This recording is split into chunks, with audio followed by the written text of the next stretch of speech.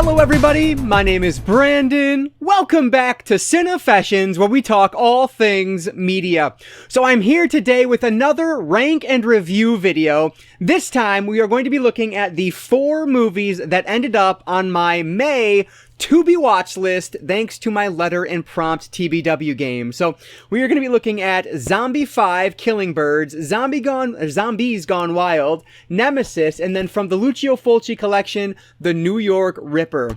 So this was, well, it was another weird month, so we will talk about it as we go through these. As in the past, I will try to keep my thoughts on these as brief as I possibly can, and just tell you guys what I liked about them, what I didn't, and rank them from my least favorite up to my most favorite film that I watched last month. So, with that said, if you guys do have a second, please hit that like button. That engagement really does help me out. But with that said, let's not waste any more time at all. Let's dive right in to my May TBW rank and review video. There was never any doubt in my mind what number 4 was going to be about 5 minutes into this movie. This is from 2007, directed by Gary Roberts. This is Zombies Gone Wild. This is, without hyperbole, one of the absolute worst pieces of film I have ever watched in my life. At the beginning of this movie, there is a, warning screen that says, hey, this is not for the politically correct. That's fine. That is just an excuse for them to add in racist jokes, sexist jokes, fart jokes, just the absolute most low-ball comedy you could ever imagine. That's what that's there for. It's just an excuse to add all that in, and it's not funny, ever. It is like a no-budget film where there's these group of 3 friends. They are going off on this road trip to find women, basically to have sex with, on spring break. And of course, they're going to run into these zombies. They meet up at this random party that they are lured to, and it's like a zombie-led party, and so then they're fighting for their lives. But let me point out that we don't actually get the zombies until about the 80-minute mark of this 100-minute film. This should have been like a 60-minute film, if that, let alone 100 minutes. It's ridiculous. And then it takes 80 minutes to get to the zombies. This was just terrible. Did I mention this was from my inherited movie collection? That's how it ended up on my list. And yeah, last month was Zombie Awareness Month, so I decided to add 2 zombie films to my collection, or to my TBW list, and this was just terrible. It's all done with what felt like one camera. They are not doing many cuts at all. It's like a lot of one takes. It's just, I cannot stress enough how bad this movie is. And I love, so bad they're good movies. This wasn't that. This was just strictly dreadful. It is not funny. They are trying way too hard to be humorous. The jokes they have in there are just, like I said, the lowbrow, lowest you could ever imagine. This is terrible. There's nothing redeeming about this film. Zombies Gone Wild has an awesome title, and that's as good as it gets. This was atrocious. I am giving this 0 out of 5 stars. I'm getting rid of that piece of garbage from the collection. It is absolutely nothing I would want to revisit again, and I do not recommend it in the least. Alright, so with that turd out of the way, let's talk about these other ones here. So coming in at number 3 is The New York Ripper from 1982, directed by, of course, Lucio Fulci.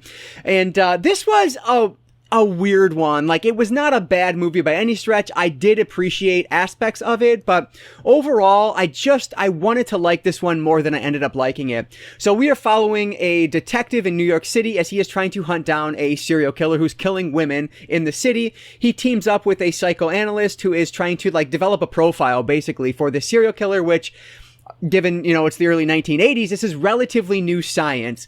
And so that was pretty interesting watching them do that together. But this is just like I said, it's just a strange film. And then because it's a giallo, done by an Italian director, they do the overdubbing of all of the lines. And so that just gives it an even more strange feel, because, the lips are moving, but the dialogue just doesn't match up with it. And it's not your sound system, it's just the movie itself. And so it just has a weird feel overall.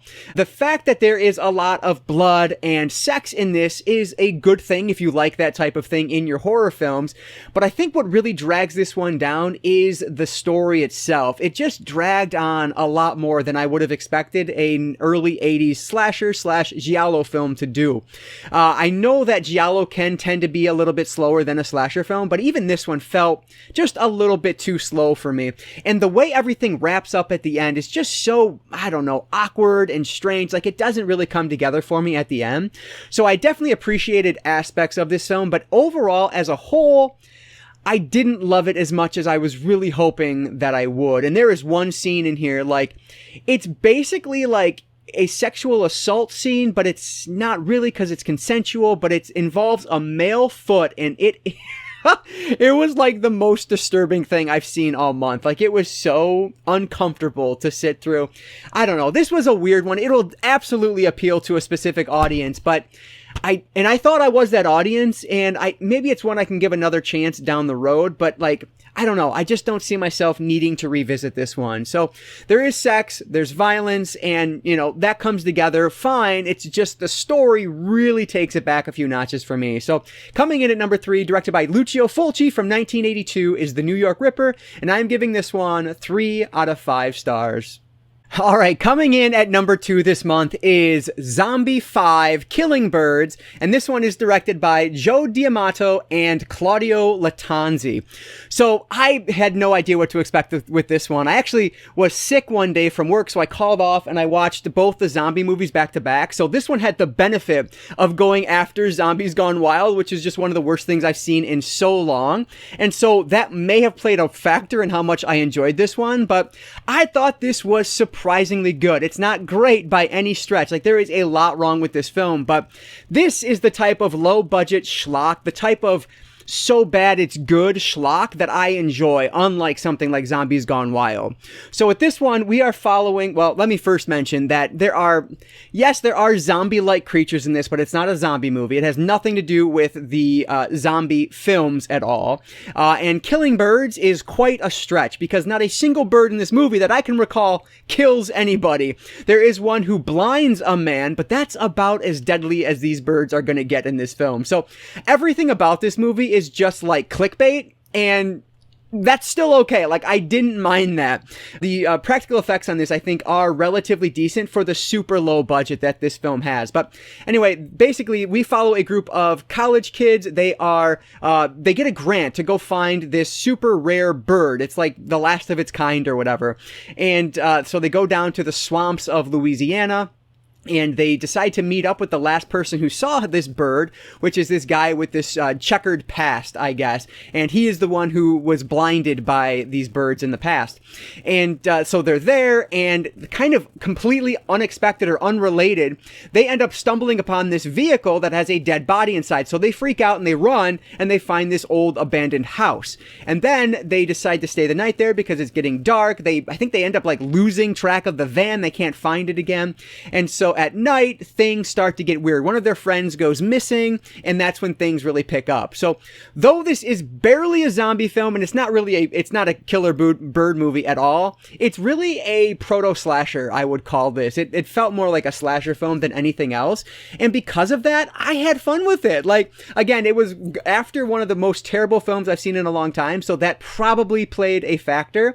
But I enjoyed what was going on here. The acting, it's not good, but I think they do a good enough job that it pushes the story forward. It does what it needs to do.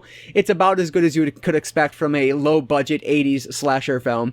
The special effects, as I mentioned, I think are pretty good. Again, for the budget, I think they do a really nice job with what they're trying to do, and it's all practical effects from what I could tell, and I always respect that and appreciate that. So, I don't know, there's just something unique and interesting about this film that I respect, and I think this one is actually getting a 4K release, if I'm not mistaken.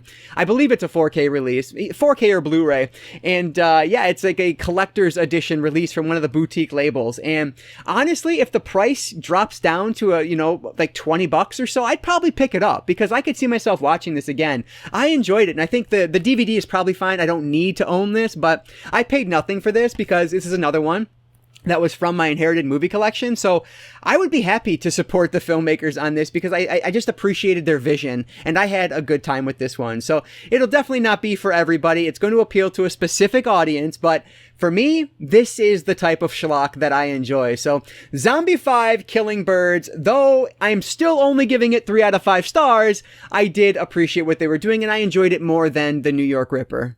So that means that number one on my list this month is going to be Nemesis from 1992, directed by Albert Pien. So this was one that I didn't really know what to expect. I've owned this MVD Rewind Collection Blu-ray for years now, and I just never gotten around to it.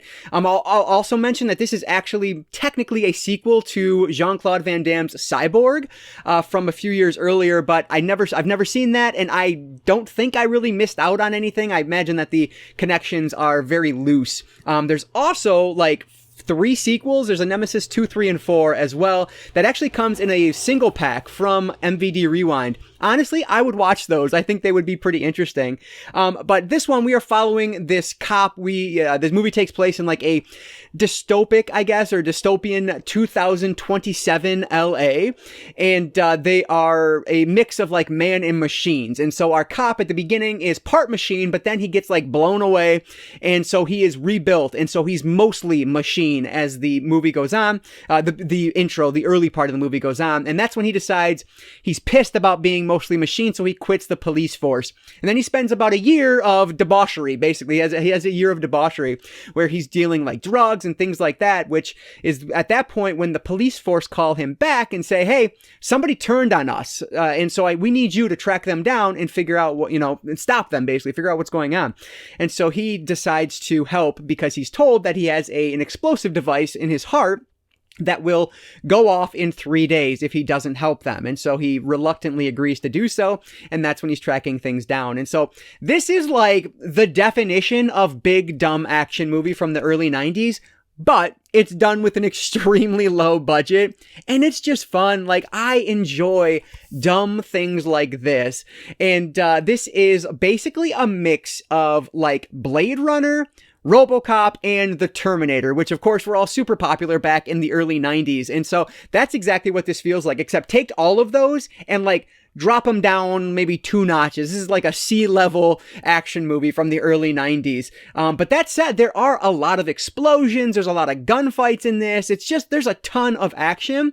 And I think they do a really good job with it. Like, there are some just absolutely absurd scenes where like a person is falling through like a hotel complex and they're shooting out the floor beneath them as they're falling in order to keep falling down to like the first level or the basement or whatever it is. Like, it's totally absurd, but it's fun if you like that type of thing.